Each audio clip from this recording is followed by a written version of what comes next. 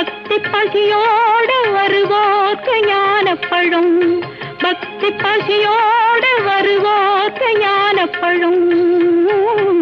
திருப்பரங்குன்றத்தில் நீ சிரித்தால் முருகா திருத்தணிமலை